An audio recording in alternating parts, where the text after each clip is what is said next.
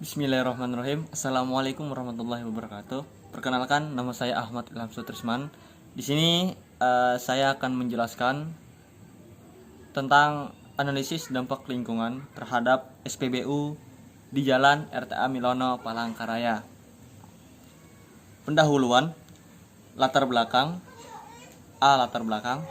SPBU, Stasiun Pengisian Bahan Bakar untuk Umum (SPBU), yaitu merupakan distribusi BBM bahan bakar minyak kepada masyarakat. SPBU adalah mitra PT Pertamina yang berbentuk badan usaha. SPBU adalah penyedia BBM yang tidak henti-hentinya diperlukan oleh masyarakat untuk digunakan pada sarana transportasi, rumah tangga maupun industri. Sehingga tidak bisa dipungkiri kebutuhan masyarakat akan ada SPBU lah yang sangat tinggi. Pengelola SPBU berinisiatif melakukan pengelolaan lingkungan melalui perencanaan yang sistematis dan terpadu dalam sebuah dokumen kerangka acuan analisis dampak lingkungan atau KA ANDAL. Waktu yang saya lakukan pada observasi ini adalah waktu tanggal 28 sampai 30 Maret tahun 2020. Tempat SPBU Jalan RTA Milono Palangkaraya. Metode yang saya lakukan di sini adalah metode kualitatif dan metode survei. Di mana metode kualitatif merupakan suatu metode yang memfokuskan pada pemahaman fenomena sosial dari sudut pandang partisipan secara deskriptif. Dengan demikian, metode ini lebih mendekatkan atau menekankan pada penelitian yang bersifat memberikan gambaran secara jelas sesuai dengan fakta yang ada di lapangan. Yang kedua ada tentang metode survei, yaitu tentang metode penelitian. Metode survei adalah penelitian yang sumber data dan informasi utamanya diperoleh dari responden sebagai sampel penelitian. Tujuan utamanya yaitu untuk mendapatkan gambaran umum kondisi lingkungan yang ada di SPBU Jalan RTA Milono Palangkaraya melalui sampel dari beberapa orang. Selanjutnya adalah pengertian SPBU. Stasiun pengisian bahan bakar adalah tempat di mana kendaraan bermotor bisa memperoleh bahan bakar yang ada di Indonesia. Stasiun pengisian bahan bakar dikenal dengan nama SPBU, singkatan dari Stasiun Pengisian Bahan Bakar Umum. SPBU disediakan bagi masyarakat luas untuk memenuhi kebutuhan bahan bakar.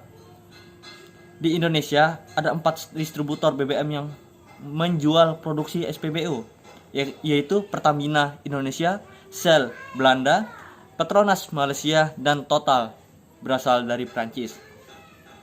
Yang kedua adalah sejarah PT Pertamina.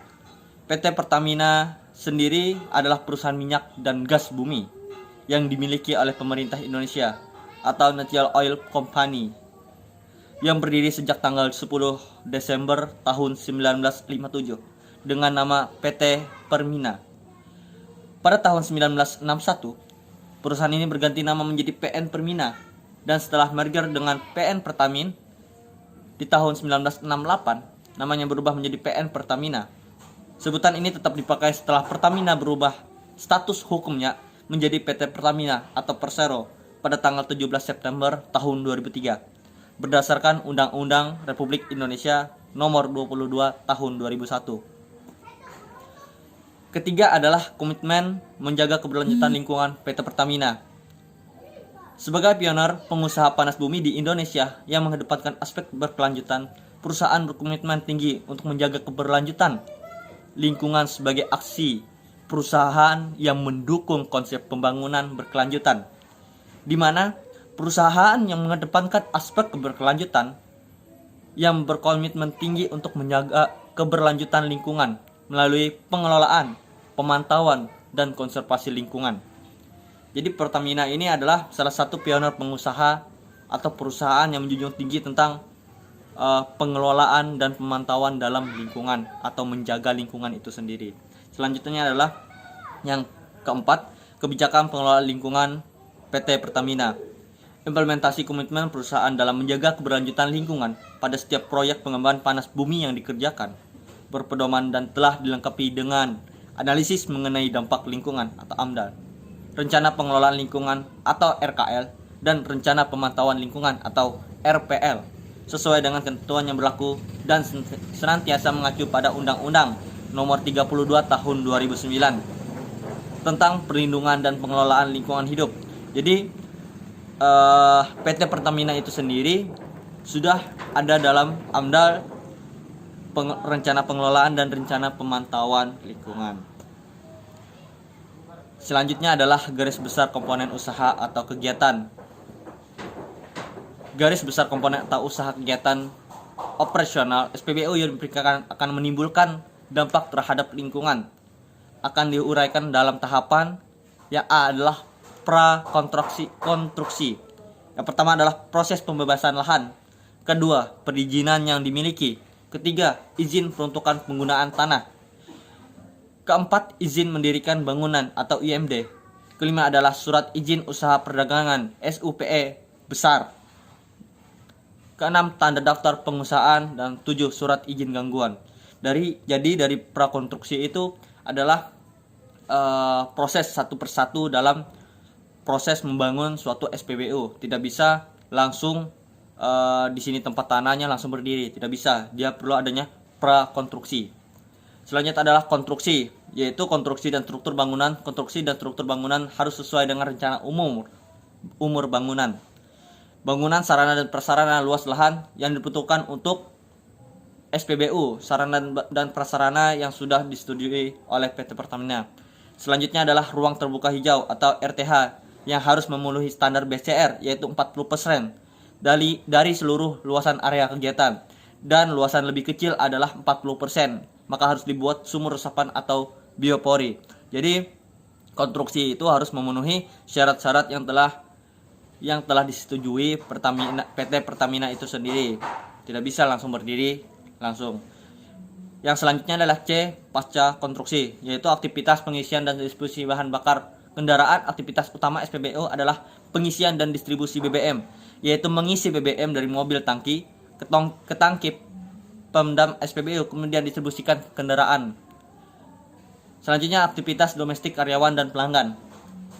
Yang ketiga adalah aktivitas domestik karyawan pelanggan adalah kegiatan MCK atau mandi, cuci, dan kakus, serta di dalam kegiatan domestik tersebut menghasilkan sampah.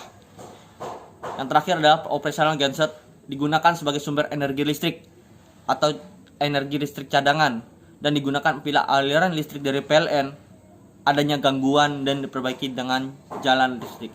Jadi memiliki 3, prakonstruksi, konstruksi, dan pasca konstruksi yang harus dimiliki oleh SPBU itu sebelum berdiri. Yang selanjutnya adalah dampak pencemaran dan pencegahannya.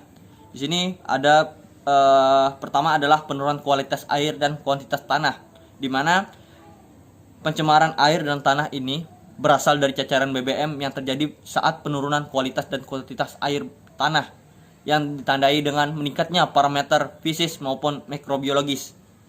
Cara penanganannya adalah pembuatan saluran perangkap oil atau oil collector dan membuat sumur peresapan air hujan atau SPHH, yang mana aliran air hujan tersebut akan mengalir ke lubang biopori. Jadi dampak yang didapatkan dari SPBU itu adalah penurunan kualitas air dan kuantitas tanah, yang dimana perlu adanya pencegahan dari SPBU itu. Yang selanjutnya adalah penurunan kualitas udara. Gas emisi kendaraan dapat mencemari kualitas udara karena polutan yang dihasilkan oleh kendaraan bermotor atau mobil yang mengisi BBM di SPBU. Pencemaran udara yaitu parameternya udara ambien atau CO, HC, dan PB. Dari kendaraan yang mengisi BBM di SPBU, penanganannya adalah dengan cara menanam pohon keras atau palm dan penyiraman tanah dan debu di sekitar area SPBU.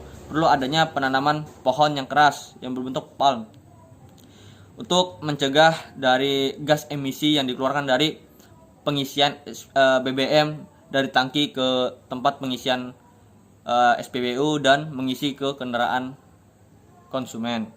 Dan perlu adanya penyiraman tanaman, perlu setiap hari, pagi, siang, sore, dan malam pun wajib untuk disiram agar debu-debu yang ada di SPBU hilang. Jadi dari hasil observasi dan wawancara dengan warga yang ada di sekitar SPBU Jalan RTA Milono menyatakan bahwa air yang ada di lingkungan tersebut sedikit tercemar, di mana rata-rata masyarakat sekitar atau warga sekitar menggunakan PDAM sebagai sumber air untuk keperluan sehari-hari. Perlu adanya pengelolaan dan evaluasi berlanjut agar tidak berakibat buruk bagi kesehatan dan kegiatan masyarakat di sekitar SPBU tersebut. Mungkin itu saja dari saya. Mohon maaf apabila ada kesalahan, karena kesempurnaan hanya milik Allah. Billahi taufiq wal hidayah. Wassalamualaikum warahmatullahi wabarakatuh.